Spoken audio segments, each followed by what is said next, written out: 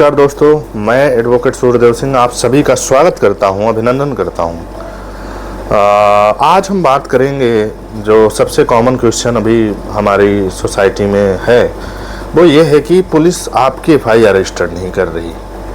अब हम परेशान हो जाते हैं कि जी आप क्या करें, हमारे पास तो कोई रेमेडीज बची नहीं क्योंकि पुलिस हमारे लिए एक्शन नहीं ले रही है। तो ऐसे हालात में आपको क्या करना चाहिए? ऐसे हालात में तो सबसे पहले आपको इच्छा शक्ति की ज़रूरत होती है, और यदि आपकी पुलिस एफआईआर नहीं कर रही तो आप जो है अपर जो भी सीनियर सबऑर्डिनेट है, उनके सीनियर पुलिस अधिकारी है, उनसे आपको एक बार उनको भी शिकायत पत्र लिख के देना चाहिए, और उसकी जो रिसीविंग मिलती है उसको अपने पास संभाल के रख लेना चाहिए।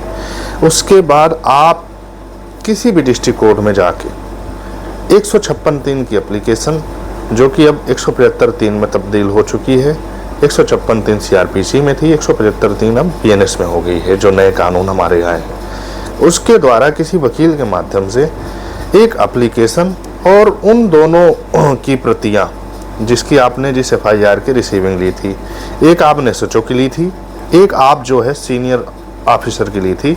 मान लीजिए जिस जगह पे कमिश्नरेट नहीं है वहाँ पे एसपी, और जहाँ पे कमिश्नर है वहाँ पे कमिश्नर को, तो आप सुप्रिटेंडेंट आप पुलिस को जो रिसीविंग ली थी वो लगा के और अपना एफिडेविट करके एक वकील के माध्यम से कोर्ट में एक प्रस्तुत कर सकते हैं एप्लीकेशन।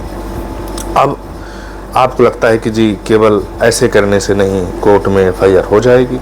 कई बार कोर्ट को लगता है कि जो आपने तथ्य बताए, जिन तथ्यों के आधार पर पुलिस ने एफआईआर दर्ज नहीं की, उस कोर्ट को ऐसा लगता है कि आप जो साक्ष्य बता रहे हैं, आप जो चीज़ें बता रहे हैं वो सारी सुटेबल है एफआईआर होने के लिए, तो कोर्ट दे देती है। कई बार उसे रिजेक्ट भी कर देती है। सबसे पहले एप्लीकेशन लगाने के बाद क्या होगा, ये लॉ स्टूडेंट के लिए बेसिकली बातें हैं।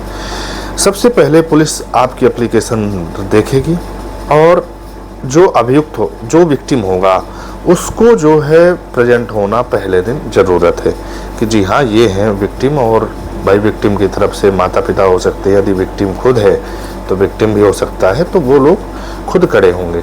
और जो है जैसे ही उपस्थिति दर्ज होगी आपको नेक्स्ट डेट मिलेगी बहस करने की।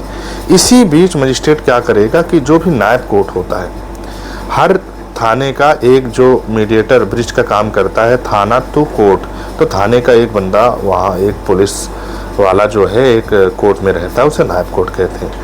नायब कोर्ट के माध्यम से कोर्ट तुरंत ATR report, action taken report, कि आपने जो एप्लीकेशन दी थी एफआईआर करने की उसमें आपने क्या किया, जो कंप्लेन दी थी उसमें क्या कार्रवाई हुई, वो पूछती है। उस पूछने के बाद जब एक्शन टेकन रिपोर्ट मजिस्ट्रेट साहब के सामने, जज साहब के सामने आ जाती है, तो फिर उस पर बहस के लिए एक डेट डिसाइड कर दी जाती है और बहस होती है।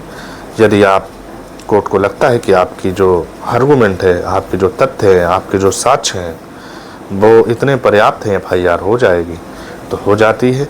यदि कोर्ट को लगता है कि ये फॉल्स एंड फैब्रिकेटेड कहानी है तो फिर नहीं होती। ये कैसी जानकारी लगी आप हमें कमेंट करके बताएं।